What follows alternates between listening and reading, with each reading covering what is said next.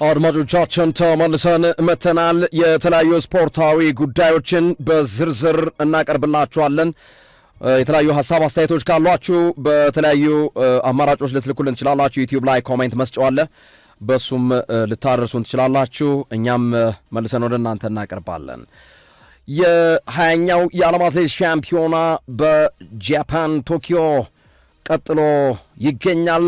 ኢትዮጵያ እስካሁን በተካፈለችባቸውና በተወዳደረችባቸው ውድድሮች የወርቅ ሜዳሊያ ማምጣት ተስኗታል። በርካታ የአትሌቲክስ ስፖርት አፍቃሪያንን አንገት ያስደፋና አሳዛኝ ውጤት ተመዝግቧል። እንደሚታወቀው ከዚህ ቀደም በነበሩት ሁለት የዓለም አትሌቲክስ ሻምፒዮና አሜሪካ ዩጂን ላይ ኢትዮጵያ 4 የወርቅ ሜዳሊያዎችን ነበር ማምጣት የቻለችው። እንደገና ከሁለት ዓመት በፊት በሃንጋሪ ቡዳፔስት በነበረው ደግሞ በ2 የወርቅ ሜዳሊያ ነበር ማጠናቀቅ የቻልነው። በዘንድሮው የዓለም አትሌቲክስ ሻምፒዮና አንድም የወርቅ ሜዳሊያ ማግኘት አለመቻላችን በርካቶችን አሳዝኗል። ምክንያቱም ከዚህ በፊት የነበሩት ጀግኖች ኢትዮጵያውያን አትሌቶቻችን እነ ኃይሌ ገብረስላሴ፣ እነ ቀነኒሳ በቀለ፣ እነ ጥሩነሽ ዲባባ፣ እነ መሰረት ደፋር፣ ብርሃኔ አደሬ፣ እነ ሚሊዮን ወልዴ የመሳሰሉ ጀግኖችን ያፈራችው ሀገራችን ኢትዮጵያ የወርቅ ሜዳሊያ ማምጣት ተቸግራለች። በአትሌቲክሱም መንገራገጭ ይታያል በከፍተኛ ሁኔታ። ትናንትም በነበረው ፕሮግራማችን አትሌቲክሳችን ታሟል፣ ከፍተኛ ሕክምና ይፈልጋል በሚል ርዕሰ ጉዳዮችን አንስተናል። ትናንት ሲጠበቅ የነበረው የ3000 ሜትር መሰናክል ወንዶች በተለይ ለሜቻ ግርማ ለወርቅ ሜዳሊያ ሲጠበቅ ነበር። ታስታውሱ ከሆነ በፓሪስ ኦሊምፒክ ላይ የመጨረሻው ዙር ላይ ብረት አደናቅፎት ወድቆ እንደነበር አይዘነጋም። ቢያንስ እሱም ቢያልፍ ወርቁም ቢያጣው እንኳን የብር ሜዳሊያ የእሱ እንደሆነ ከአሯሯጡና ከርጫው ክስተት በዛን ወቅት መግለጽ ይቻላል። በዘንድሮም ያንን መሠረት አድርገው ለሜቻ ግርማ የወርቅ ሜዳሊያ ያመጣል ተብሎ ነበር። ነገር ግን 6ኛ ደረጃን ይዞ ነው እያጠናቀቀው። ሳሙኤል ፍሬው 4ኛ ደረጃን ይዞ ነው የጨረሰው። ስለዚህ መሸነፋችን ብቻ ሳይሆን ዘንድሮ ሯጮቻችን የተቀመጡበት ደረጃ ድሮ በአትሌቲክሱ ስምና ዝና ያልነበራቸው አገራቶች በሚቀመጡበት ልክ መሆኑ፣ ከዛም ባለፈ ከዚህ በፊት በአትሌቲክሱ መንደር በተለይ በ10 ሺና በዛ አካባቢ ባሉ ርቀቶች ላይ ስማቸው ተነስቶ የማያውቁ ሀገራቶች እንደነ ጣሊያንና ፈረንሳይ የድል ባለቤት መሆናቸው ምን ያህል በአትሌቲክሱ ላይ ያለን ጉዞ እንደ ግመል ሽንት ወደ ኋላ እየተጓዘ መሆኑን ማሳያ ነው። አትሌቲክሳችን ዘንድሮ ምን ገጠመው? ዋነኛው የቶኪዮ ጃፓን 20ኛው ዓለም አትሌቲክስ ሻምፒዮና ትልቁ ችግር ምንድን ነው? በቀጣይ ምን መደረግ አለባቸው? የሚሉትን ነገሮች ማንሳት ተገቢ ነው ብዬ አስባለሁ። ሶፊያ አጠር አድርገህ ከትናንቱ የመሰናክል ውድድር በመነሳት የአትሌቲክሱ ክፍተት ምንድን ነው? ምንም ጥያቄ የለውም። በርካታ የስፖርት አፍቃሪ አንገታችንን ደፍተናል። ኢትዮጵያውያኖች ከእግር ኳሱ በተሻለ አትሌቲክሱ ሌላ የውጤት መድረክ ነው ብለን ጠብቀን ነበር። በርካታ ኢትዮጵያውያን ግን በአትሌቲክሱም ውጤት ርቆን ተመልክተናል። ውጤት መራቅ ብቻ ሳይሆን በርካታ ኢትዮጵያውያን በጉጉት የሚጠብቀው የሚናፍቀው የወርቅ ሜዳሊያን መያዝ እንደ ጉም የማይጨበጥ ሆኗል።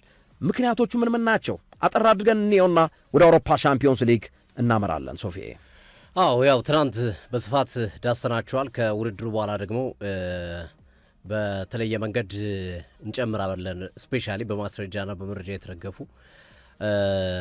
በጉዞ ላይ የነበሩ ስህተቶች፣ በአጠቃላይ የነበሩ ሂደቶችን እንቃኛለን። ግን እንደ አጠቃላይ የኢትዮጵያ አትሌቲክስ አደጋ ላይ ነው ያለው። እኔ የተለየ ነገር የማስቀምጠው የለኝም። አሁንም የኢትዮጵያ አትሌቲክስ ትልቁ ችግር ብዬ የማስበው የቅንነት መጉደልና ኢጎ አትሌቲክሱ ላይ ከፍተኛ ችግር ፈጥሮ እየተመለከት ነው የምንገኘው። አትሌት ኃይሌ ገብረስላሴ ጭምር መልእክት ልኳል ለዝግጅት ክፍላችንና ምንድነው እየተከናወነ ያለው? እዚህ ቦሌ አካባቢም በአሰልጣኞች መካከል ግጭት ተፈጥሯል። እንደምታስታውሰው ግርሜ የዛ ቶኪዮ ላይ እንደዚህ አይነት ነገር እንዳለ ሰምተን እኛ ለውድድሩ ስንል ነገሩን ስማቸውንም ባለመግለጽና እንዲማሩበት ብቻ እንዲህ አይነት ነገር አያስፈልግም የሚል ነገር ገልጸን ነበረ። አሁን በአሰልጣኞች መካከል ቦሌ አካባቢም እንደዚህ አይነት ግጭት እንደተፈጠረ እና ይሄ ደግሞ ወዴት እየተሄደ ነው አትሌቲክሱ ላይ የሚለው ነገር ጥያቄ የሚያስነሳ ሆኖ እናያለን። ባልደረባችን የሙያ አጋራችን ጋዜጠኛ መኳንንት በርሄ ባጋራው ጽሁፍ ላይ አንድ ነገር አስቀምጧል። ደስ የሚል ጽሁፍ ጽፏል። ኬንያ ተመሳሳይ ነገር ገጥሟት ነበር።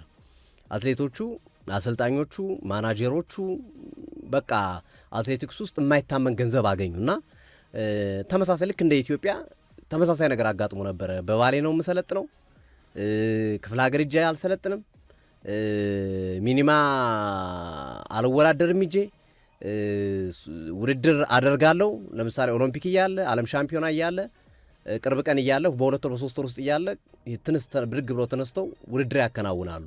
ያለ ጉዳት ይዳረጋል፣ አቅም መድከም ያጋልጣል። ኢቨን ከውድድሩ በኋላም ወዲያውኑ ወደ ውድድር ይገባሉ። ለዛ ሲሉ አንዳንድ ኦሎምፒኩንና ዓለም ሻምፒዮናው እንደ መለማመጃ የሚቆጥሩት አንዳንድ አትሌቶች አሉ። ያን ያህል ገንዘቡ የዓለም ሻምፒዮና እንኳን ጥሩ ነው፣ የኦሎምፒኩ አሁን ጥሩ እየመጣ ይገኛል፣ ግን የነበረው ባዶ ስለነበረ እንደዚህ አይነት ነገሮች አሉና የሚል ነገሮች ይነሳሉና የኬንያ ህመም ነው ወደ ኢትዮጵያ የገባው።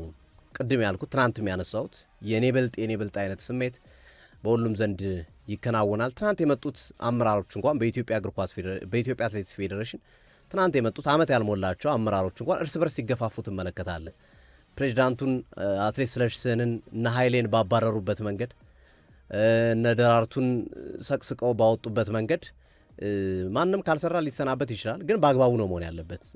በሴራ ግን ሰዎችን ከቦታቸው የማፈናቀል ሂደት አሁንም ለማድረግ ዓላማ እንዳለው ይሄ እንቅስቃሴ በተወሰነ መንገድ ይነሳል። እዛ ውስጥም ኢጎዎች አሉ። እኔ የተሻልኩ ነኝ፣ እኔ እዚህ ቦታ መምጣት አለብኝ የሚል አካል አለ። ስለዚህ ሶፊ ግልጽ መሆን አለበት እዚህ ጋር ከዚህ ቀደም ኃይሌ ገብረስላሴንና ደራርቱ ላይ ተጽዕኖ በፈጠሩበት መንገድ አሁንም አዲሱን የፌዴሬሽን ፕሬዚዳንት አትሌት ስለሺ ስህንን ከስር ሰርስረው ገልብጠው ቦታውን ለመያዝ የሚጥሩ ሰዎች አሉ እያልከኝ ነው? እንደዚህ አይነት እንቅስቃሴዎች እንዳለ ግልጽ ነው። በነገራችን ላይ ያው እኛም ባለፈውም እንደገለጽ ነው። አሁንም ለመሰለ እንዲማሩበት ነው። በቃ ከእንደዚህ አይነት ነገር ወጥተው በፍቅር የቀሩትን አሁን በነገራችን ላይ ኢትዮጵያ ወርቅ ሜዳሊያ ታመጣላችሁ ብለህ እርግጠኛ የሆንክባቸው ውድድሮች አብቅተዋል። እውነት ለመናገር ከዚህ በኋላ ኢትዮጵያ በፈጣሪ እርዳታ ካልሆነ በስተቀረ በአትሌቶቻችን ካላቸው ሰዓትና አጠቃላይ ዓለም አቀፋዊ እንቅስቃሴ አንጻር ወርቅ የሚያመጡባቸው ውድድሮች የቀሩ አይመስለኝም። 800 ሜትር ሴቶች ጽጌ ድጉማ አለች፣ 1500 ላይ ፍሬወይን ያለች፣ ከዛ 5000 ወንድ ሴት። እነዚህ ነው የሚጠ በእነዚህ ውድድሮች ደግሞ ስፔሻላይዝድ ያደረጉና ውድድሩን ወርቅ ሜዳሊያ ሊወስዱ የሚችሉ አትሌቶች ቅድሚያ ግምት የተሰጣቸው አትሌቶች አሉ። ኢትዮጵያውያኖች ቅድሚያ የተሰጣቸው በዚህ ውድድር ላይ የዩጋንዳዎች ፕላጋት አለመኖሩን ተከትሎ 10,000 ሜትር ወንዶች ኢትዮጵያውያን ከነበሪሁ ከነ ሰለሞን ከነ ዮሚፍ አያመልጥም ተብሎ ነበረ። ተበላን። በቃ ትልቁ ተስፋችን ማራቶን ትግስት ታመጣለች ብለን ነበር። አልሆነም። የሚችሉትን ግን አድርገዋል። እነሱ ላረጉን ነገር እውቅና መስጠት አለብን። ስለዚህ እነዚህ ሜጀር ወርቅ እናመጣባቸው የምንላቸው ውድድሮች አምልጠውናል። ከዚህ በኋላ የፈጣሪ ጣልቃ ገብነት ተጨምሮበት በቀሩት 4 ውድድሮቻችን እንደው ወርቅ ካላመጣን በስተቀር የሚሆን አይመስልም። ስለዚህ ይሄ አሁን ምልህ ውጤቱ ላይ ዳይሬክት ተጽዕኖ አለው እያልኩ ሳይሆን ግን እስከ መቼ ነው እየተገፋፋን ምክትል አሰልጣኝ ዋና አሰልጣኙን፣ ምክትል ፕሬዚዳንት ዋና ፕሬዚዳንቱን፣ ስራ አስፈጻሚ በተደራጅቶ ሰው ማጥቃት በጓደኝነት በምናምን እንዲህ አይነት ነገሮች እስከየት ነው የሚያራምዱን? ለምንድን ነው የመጣንበት ቦታ ላይ የተሰጠን ኃላፊነት ወስደን ኃላፊነታችን ለምንድን ነው የማንወጣው? ይሄን አሁን እኮ ቅድም ያልኩ ነው። አትሌቲክስ ፌዴሬሽን ውስጥም አለ ይሄ ጉዳይ፣ አሰልጣኞቹም ጋር አለ፣ አትሌቶቹም ጋር አለ ይሄ የኢጎ ጉዳይ፣ እኔ በልጥ የሚለው ጉዳይ። ስለዚህ እስኪ ለተወሰኑ ለሚቀጥሉት 3 እና 4 ቀናቶች ይችን ነገር ገታ አድርገን ትተነው በአንድ ላይ ስለመስራት በጋራ ስለመራመድ ከመጣውም ውጤት አንጻር ነው ሀገራችን ቀና እንድትል እንዳናፍር ለማድረግ ሀሳብ መነሳት አለበት ብዬ አስባለሁ። አትሌቲክሱ ያው ግርምዬ የታመመው ቆይቷል። ሕክምናውን አረዘምንበት እንጂ ወይም ሕክምናውን ማከናወን ስላልተጀመረ ነው እንጂ ታሟል። አንዴ ራስ ምታት ይዘዋል፣ አንዴ ጉንፋን ይዘዋል፣ አንዴ ሆድ ቁርጠት ይዘዋል። ግን ቀላል ነው እያልን በኪኒኒም በማስታገሻም እያረግን ይዘን የዘለቅንበት ሂደት እንደነበረ ይታወሳል። ለምሳሌ አንድ አትሌት ባለቤቴ ካልሄደ አልሄድም ያለች እንደነበረች ይታወቃል። አንድ አትሌት እኔ ብቻ 3ቱን ውድድር ካልተወዳደርኩ ሌላ አትሌት በተለይ እንደዚህ አይነት አትሌት የሚገባ ከሆነ እኔ ብቻ ካልተወዳደርኩኝ ውድድሩ ላይ አልሳተፍም፣ በቃ ውድድሩን ከኦሎምፒክ አገላሉ ከዓለም ሻምፒዮን አገላሉ የሚል ሀሳብ ይዘው የመጡ አትሌቶችን እኛ ውስጡን ስለምናውቀው ነው እንዲህ አይነት ኢጎ ይዞ የሚመጡ አትሌቶች አሉ፣ እንዲህ አይነት ኢጎ ይዞ የሚመጡ አሰልጣኞች አሉ። ስለዚህ መቆንጠጥ ያስፈልጋል። አሁን እኔ ይሄ አዲሱ አመራር በዚህ ውጤት ላይ ምንም ልታነሳበትም ገና ከመጣ 1 ዓመት አልሞላው። እንደው ምን ብለን እናንሳበት? አሁን አዲሱ አመራር ላይ ምን አልሰራችሁም እንዳንላቸው ገና ከመጡ 1 ዓመት አልሞላቸው።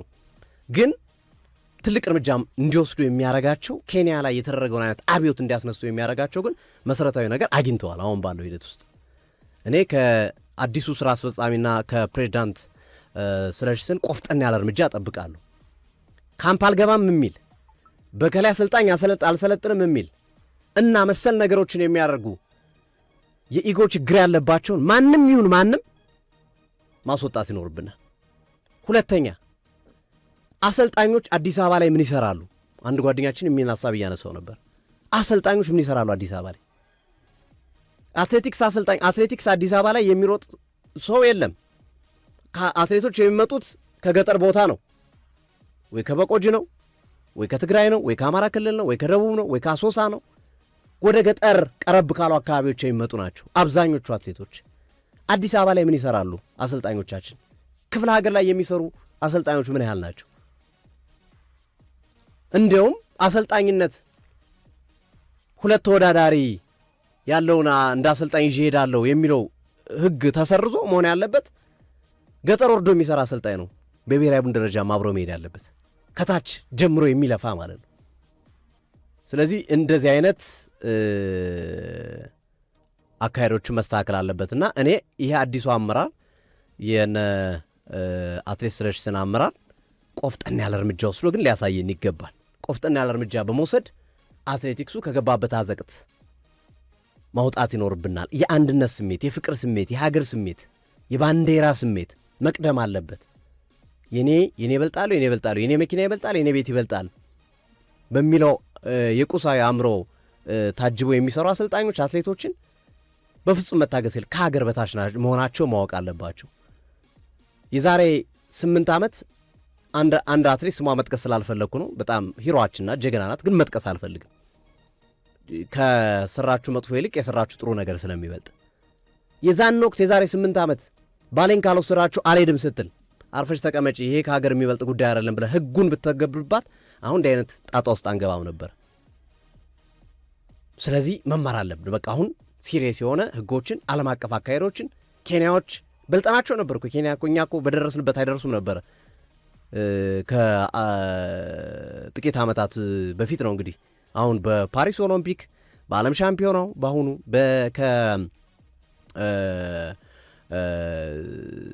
ቡዳፔስቱ ዓለም ሻምፒዮና ጀምሮ ነው በጣም እያንሰራሩ የመጡት፣ በጣም እየበለጡ ነው የመጡት። ቢያንስ በማራቶን ወርቅ ሲያመጡኛ እኛ በ10 ሺህ እያመጣ እናጣፋው ነበር። ወይ እኩል እንሆናለን ወይ እንበልጣቸዋለን፣ ወይ ሲበልጡንም በጥቂት ነገር ነበር የሚበልጡን። አሁን እኮ አልተገናኘንም ግርሜ። እና ይህን ቁጭ ብሎ ማሰብ ያስፈልጋል።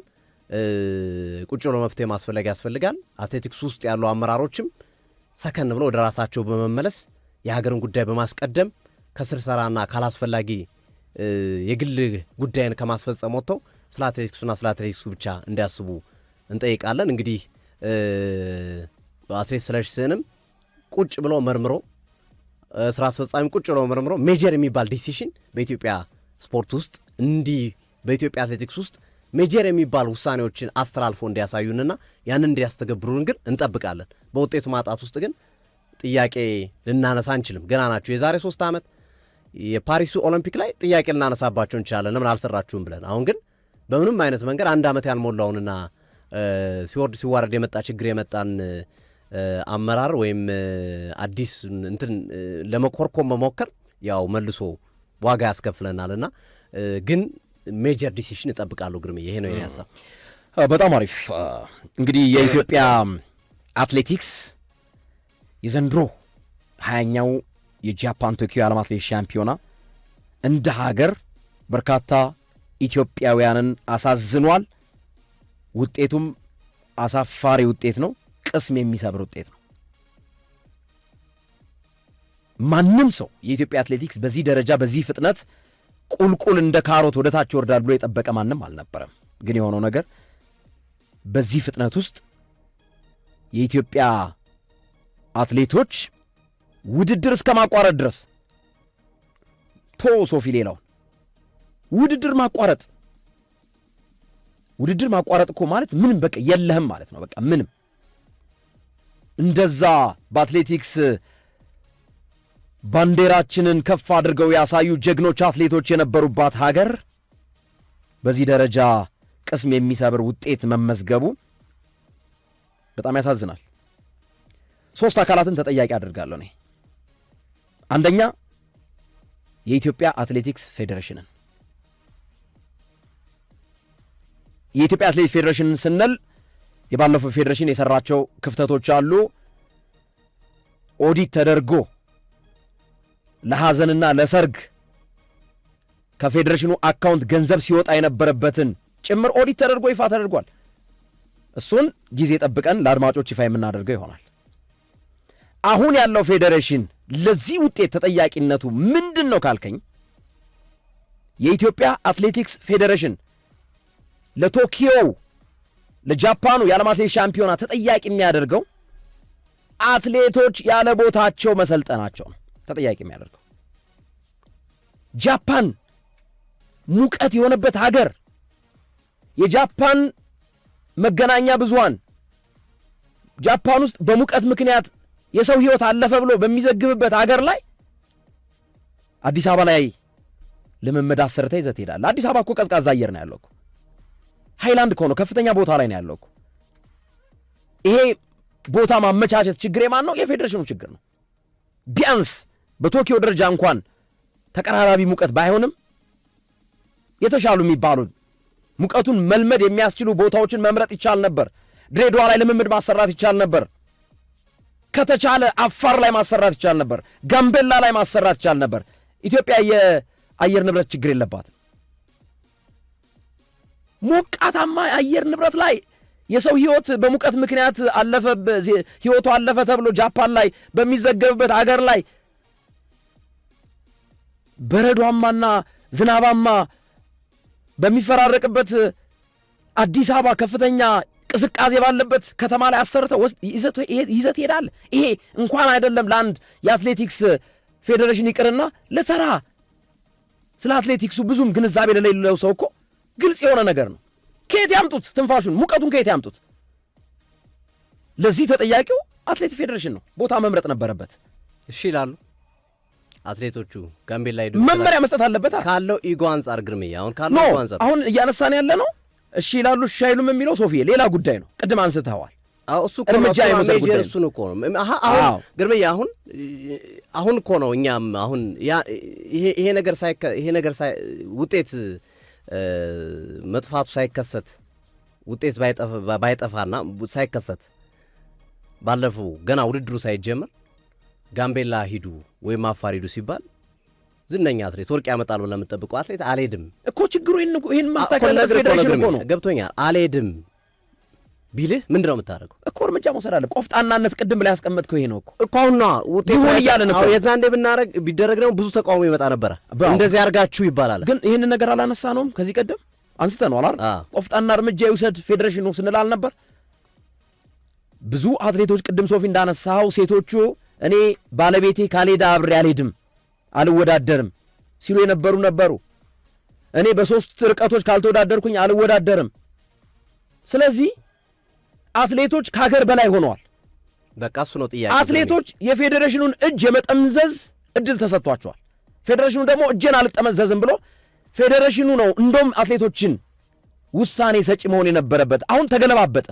አትሌቶች ወሳኝ ሆነ። አሁን ግን አንዳንዴ ምን የሚባል ነገር አለ መሰለ፣ አንዳንድ መጥፎ አጋጣሚዎች ለጥሩ ነው ይባላሉ። ውጤት ማጣታችን ነገ አሁን ባነሳነው መንገድ ከተማርንበትና ለመሮጫ ለመስፈንጠሪያ ከተጠቀምንበት ጥሩ አጋጣሚ ነው። አሁን የኢትዮጵያ አትሌቲክስ ፌዴሬሽን ምንም ቢል አትሌቶቹ ምንም የማለት ኃላፊ እንትን የላቸውም፣ ስልጣን የላቸውም። አሰልጣኞቹ አሁን ምን አፍኑሯቸው ምን ይላሉ? ምን ሰርቶ? ትክክል። ስለዚህ አሁን ጥሩ አጋጣሚ ነው ብዬ አስባለሁ። ግን ግርምዬ እውነት ለመናገር አሁን አትሌቲክስ ፌዴሬሽን ከውድድሩ በፊት በቃ ጋምቤላ ወስጃቸዋለሁ፣ አፋር ወስዳቸዋለሁ፣ አትገባም አይደል አንተ? አዎ አልገባም። እርግጠኛ ነኝ ከግማሽ በላይ አትሌት አልገባም ነው የሚል ግርሜ። አይሄዱም፣ እናውቃቸዋለን።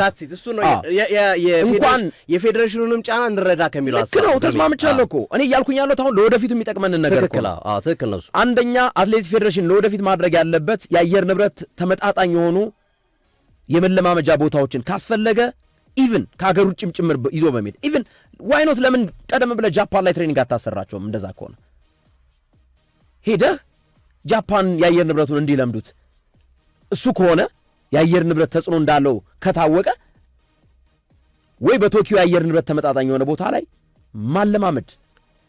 ሁለተኛ አትሌቲክስ ፌዴሬሽን እጁን ላለመጠምዘዝ መሞከር። ሶፊ አይደለም ጋምቤላና አፋር ሂዱና ሰልጥኑ ብላቸው ይቅርና የኢትዮጵያ አትሌቲክስ ሻምፒዮና ኑ ተወዳደሩ ስትላቸው እኮ እምቢ ነው የሚሉት እኮ። አይወዳደሩም እኮ በኢትዮጵያ ሻምፒዮና። ግዴታ ማስቀመጥ ነው ከዚህ በኋላ። አሁን ጥሩ ማዘውተሪያ ስፍራዎች እየተገነቡ ነው። ስለዚህ ፌዴሬሽኑ መጠምዘዝ የለበትም። አትሌቶቹ የበላይ ሆነው እንደፈለጉ ውሳኔ ሰጪ መሆናቸው በፌዴሬሽኑ ተጽዕኖ እንዲያሳድሩበት አድርጓል። የፌዴሬሽኑ ስህተት በዚህ በቶኪዮ ኦሎምፒክ ተመጣጣኝ የአየር ንብረት ያለበትን አካባቢ ያለመምረጡ ነው። ሁለተኛ ተጠያቂ አሰልጣኞች ናቸው። በኔ እይታ አሰልጣኞች እውነት እንነጋገር ከተባለ የተወሰኑ የሚስማሙ አሉ፣ ግን እርስ በርስ አይግባቡም፣ አይተማመኑም፣ አይግባቡም።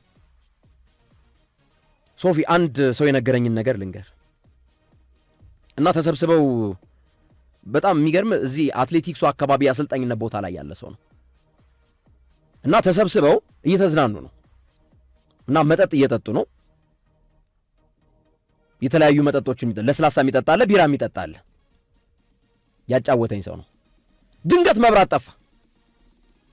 ድንገት መብራት ሲጠፋ ሁሉም እጣቱን ነው የቢራ ጠርሙስ የሚጠጣው ቢራው ጠርሙስ ውስጥ እጣቱን የከደነው፣ ለስላሳ የሚጠጣው ለስላሳ ነገር ላይ እጣቱን የከተተው ማለት ነው። ገብቷል። አለመተማመን እስከዚህ ድረስ እንደሆነ ሲነግረኝ እኔ በጣም አዘንኩኝ። ለካ በዚህ ደረጃ ነው ለካ ነው ያልኩት። ምክንያቱም በዛ ጨለማ ውስጥ አንዱ ከሚጠጣው መጠጥ ላይ የሆነ ነገር ያደርግብኛል ብሎ ስለሚፈራ ማለት ነው።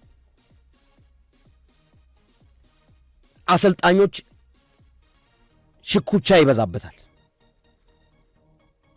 ከዛ ባለፈ በአሁኑ ሰዓት እውነት እንነጋገር ከተባለ ከሀገር ፍቅር ይልቅ ወደ ገንዘብ ፍቅር አትሌቲክሱ አመዝኗል። አሰልጣኞች ኢቭን ለአትሌቶቻቸው የሚመክሩት ምክር በየትኛው ሰዓት ስፕሪንት ማድረግ እንዳለባቸው ክፍተት አለበት።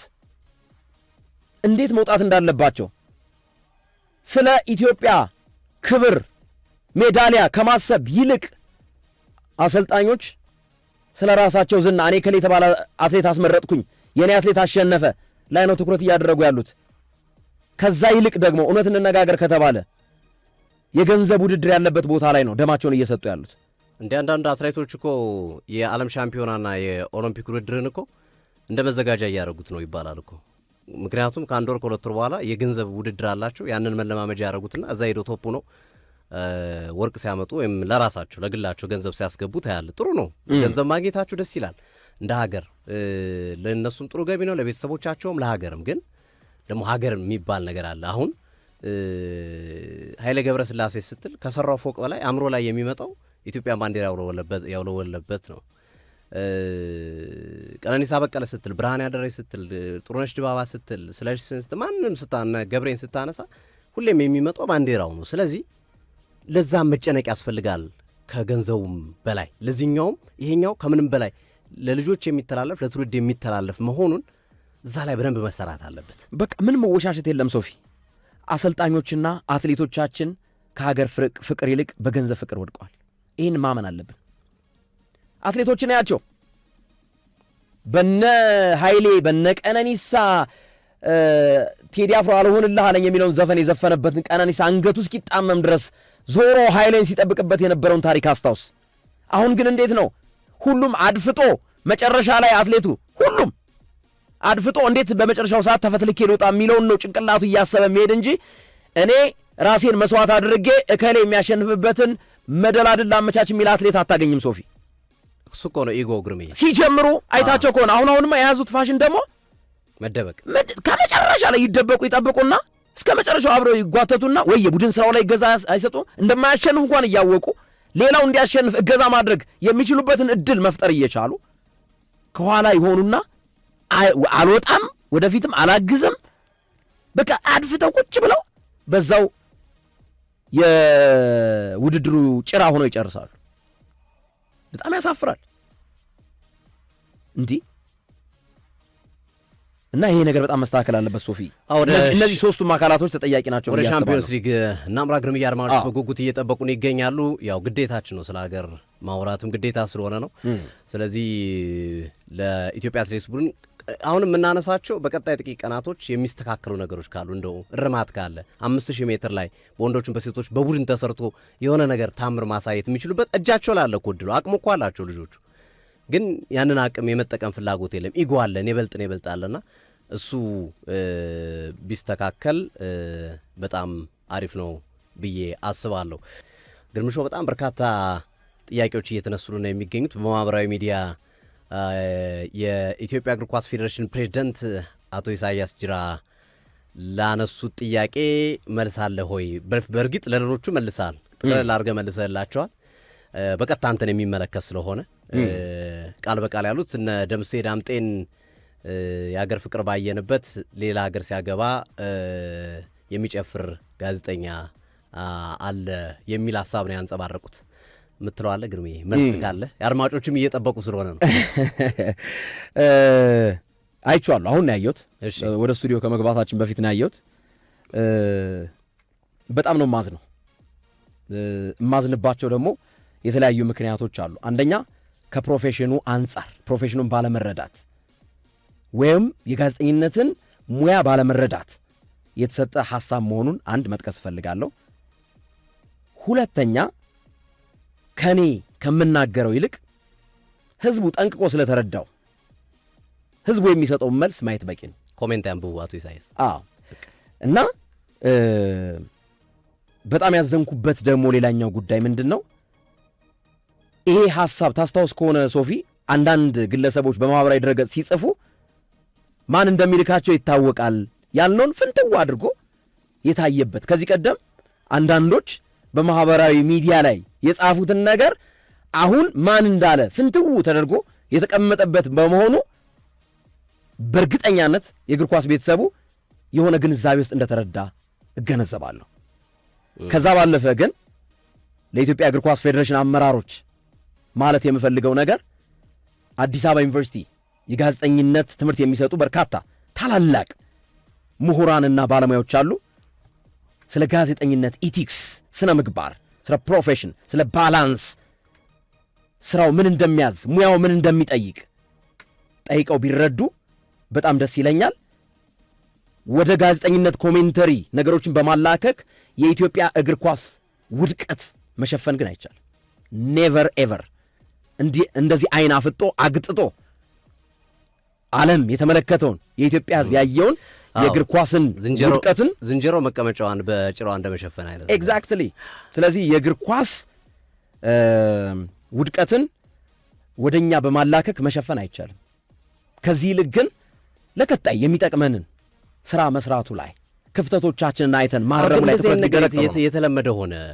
በተለይ ስፖርት ውስጥ የሆነ ስህተት ሲሰራ ወይም በጣም ጫና እና የህዝቡ ጥያቄ ሲበዛ የአጠቃላይ የህዝቡ ጥያቄ ሲጨምር በግለሰቦች ለማምለጥ የሚደረገው ጥረት መቆም አለበት። በነገራችን ላይ አሁን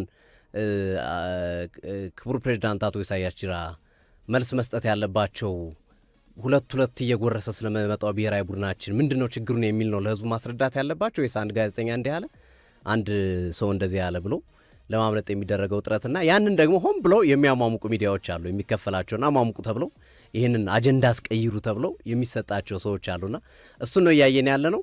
ግን እኔ በጣም ደስ ያለ ነገር የኢትዮጵያ ህዝብ ሁሌም እንደምንለው እውነቱን ስለሚረዳ ክቡር ፕሬዚዳንት አቶ ኢሳያስ ጅራ ቁጭ ብለው ኮሜንቶቹን በማንበብ የኢትዮጵያን ስሜት እንዲረዱና ለኢትዮጵያ እግር ኳስ የሚጠቅም ስራ እንዲሰሩ አቅም ካላቸውና ስራቸው መስራት ካልቻሉ ደግሞ ለሚችል ሰው ማስረከብ የተሻለ ነገር ይመስለኛልና በዛ መንገድ መሄድ ያለበት ነው ብዬ ነው የማስበው።